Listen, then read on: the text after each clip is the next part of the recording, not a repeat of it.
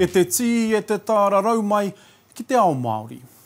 Kua tohua ngā kapa ka whakakanohi i te tai tokerau ki te matatini, whai muri i te huitahia te komiti ahurea o Waitangi i ngā pō, ki ngā māngai no ngā kapa o te tai tokerau.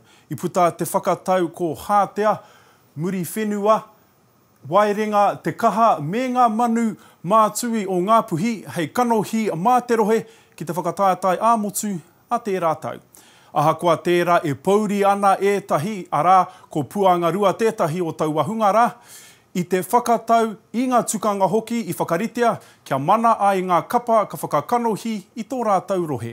Mo te whānuitanga atu kia whakawhiti arorangi atu tātou ki tō mātou kaikawe kōrero kia D'Angelo Martin. D'Angelo, he hanga kōrero o te wā. E heta tēnei tai nui, tēnei tai warawara, e mea tia nei te mate uruta me ngā hara huhua, kua ngau kino tia nui tia i te tini ngero tāngata, oroto i ngā marama kua taha ake nei. O ti rā kāre kore kua whai pānga anō nei ki te ao Māori me te ao kapahaka, ko te putanga iho, ko te whakatārewatanga, ko te whakakorenga o ētahi o ngā whakataetai ārohe, i matapaitia katu hei te marama o ākuhata, me te aha ko te whakataetai maranga mai e te iwi tērā, ka tahi anō kua whakakorengia, ko ia te kaupapa o te rā e matapaki tahi ana e te tai tokerau. Ki tea kirunga i ngā pai pāpāho pāpuri e rikarika me te puku o te rai o ētahi ki ngā tukanga me te whakataunga mutunga. E noho rangi rua tonu ana, tuia ki tērā e heta i tēnei rangi tonu i huitahia te matatini ki ngā māngai ārohe o te motu, kia whai whakataunga hei whanake i ngā tukanga ārohe, i runga i te mōhio i waiho mā ngā rohe anō rātou e tohu e whakatika. Kua puta te whakatau, e kore, amuri e hokia. Mi noho tahi tātou, ngā mema katoa, ngā ropu katoa, i reira rātou. Kei reira ngā māngai o ia ropu, o ia pito o te tai tokerau, me te wāhanga kia rātou, kia kōrero. He rangi e ai ki tēnei kaihaka no puanga rua, kaore itika ngā tukanga. Kei te takariri tonu, kei te takatonu āroto, mena ko mātou tētahi o ngā kapa, kua whiriwhiri hia, kātū tonu mātou ki te kia ke hara tēnei te tika. I whānau mai a puanga rua i te tū honotanga mai o te pūao me hokianga, me nā i whai wāhi rātou ki te puna whakataetai ko te tū tuatahi tēnā mō rātou i raro i te ingoa hau. Ko ngā kapa i tū i tērā atu o ngā whakataetai arohe, ki roto i te tai tokerau, ngā kapa ka wai marie ki ngā tūranga. Kei roto i a rātou, ko ngā pukenga katoa, tēnā pēr ko ngā matatoki, ngā kaihaka wā, aua tūranga katoa kei a rātou, o tira ko te aroha o tāku ki a rātou, ko te aroha o te komiti ki ngā whakaritenga. Tēnei te ngangara o te whakataetai. Koina te mate o tēnei tūmo o whiriwhiringa, e tae ana e mātou te kia ke a, kua tini katoa tia tō mātou ingoa, kia hoki atu kia te puao ana, i runga i tērā, i runga i tō koutou tikanga, nā koutou tonu i whakatakoto, me whai wāhi mātou ki roto i ngā whakataetai o te matatini. I mei ngā mai a te matatini kia mātou o te ao, ka hore rātou mō te tuku kōrero kia muturā no tā rātou hui ki te taha o ngā māngai ārohi. Tukuna ki te papa whakataetai. Mā te papa whakataetai e whiriwhiri. Ka kore a matatini, tūmai anō he whakataetai ārohe. Ka mutu hei tā harawira ka otia te whawhai hei kokenga whakamua tautoko pau te kaha e rātou ki ngā kapa ka whakakanohi ake i te tai tokerau hei te tau e heke mai. D'Angelo Martin, Te Ao Māori. Ahakoa ngā pāpauritanga o ētahi, koia rā te hunga e whakaaro nui ana, ki te mātaki anō i o rātou kapa, ki te papa whakatū waiwai. I toro atu tō tātou kaikawe kōrero a Rukuwai Tipene Allen, ki ngā kainoho o te tai tokerau, Rukuwai, he hanga kōrero o te haukainga. Tēnā koe heta te moti whānui.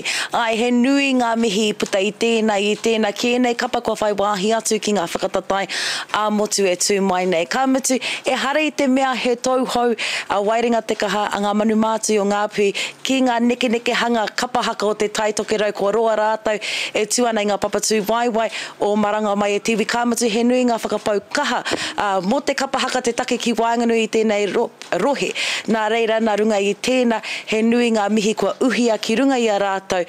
Mō rātou mahi te take kamutu, mō te whai wāhi atu ki tērā whakatatai nui o tātou.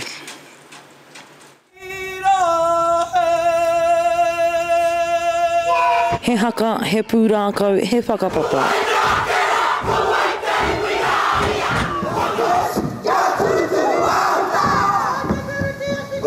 Nei rā ngā kapa hou, ka whakakanohi ake i te tai toke rau ki te matatini.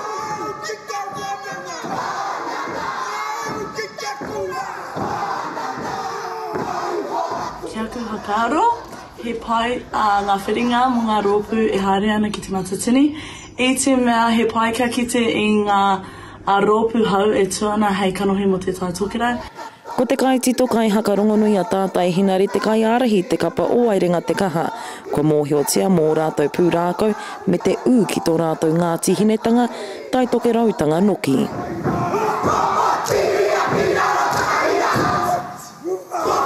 E tū hei pauawhina mo mātou ngā taura, hei kai ako kapahaka mo mātou, no reire e mihi ana ki a tātai me tana rōpū, kua roa ia e awhi ana i ngā kaihaka o te kāinga.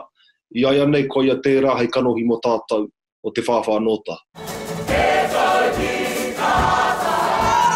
Ka hono rātou ki ngā rōpū e mōhiotia pānui tiana pēnei a hātea rātou ko muri whenua me te rōpū tō hau ki te matatini a ngā manu mātui o ngā puhi. Kia kapi mai ko ngā tīma e whā, ka whakakanohi te rohe, me te mea nei hikaka ana ngā kaitautoko ki ngā mahi ka puta. Aha ko ngā pihitanga o te wā, kua whai hua mātou, kia whai i etahi rōpū kia tū hei kanohi ki tia mō te tai toke rau whānui. Jump in, show your wās, your ihis, your mana, something. And maybe you can jump in on those groups and go to the matatini. Yeah. Ka tū te matatini herenga waka, herenga tāngata ki tāmaki a te rua te kaumātoru o Pepuere. Ruku ai Tipene Allen, Te Ao Māori. Kai te puku te rai o ētahi o ngā uri o Ngāti Uenuku kōpako i ngā mahi hanga i te taunga rererangi o Rotorua. Ko tā rātou ki te kore e arohia o rātou nawe, he mahi takahi tērā i te tiriti o Waitangi. Kei a Kere Right, tēnei pūrongo. He pere ne whakawhanake whenua tā te taunga rererangi o Rotorua, engari e mata ngurunguru ana ētahi uri o te raupatu. People weren't impoverished or lost their cultural language because of a business and industrial park. They lost it for an aerodrome. I definitely have concerns about having anything here that's not an aerodrome. Kua tono ai te kaunihera o Rotorua, he rua te kaumārua miliona tāra, I raro I te kaupapa Keri Wawe a te kāwanatanga, hei tautoko I ngā mahi whakawhanake I tētahi puka whenua wātea, kai te pito tonga o te taunga rererangi. Within it, there's two key components. Firstly, a hangar development, which occurs to the northern end of the site, and the second area is a broader aviation, business and industrial tourism orientated development that would be centred around a roundabout to the southern end of the land holding. I raupatu tia te whenua nei I te tau ko tahi mano I warau ono te kau, I raro I te Public Works Act, hei hanga I te taunga rererangi. So when they took the land, families were forced out of town, on the other side of town. We saw the marae here and the urupa here have to be moved. Tōna whitu te kau ngā rangatira o enei whenua kua hui a hui topa ki te tautoko I tēnei tohe, e whakapono ana kiri ona e whakamahia ana te whenua wātea mo kaupapa ke atu. If the council and the Crown aren't going to stick to that narrative, then they need to include us in the story they want to rewrite. What we want is the land returned that they don't need for an aerodrome. If Renee and her group would like to meet with myself or the board, I don't believe that would be an issue. I whakapāha te kāwana moana hara I te tau 2008, engari e mea ana kiri ona ki te kōkirihia te kaupapa e tūkinotanga anō tērā.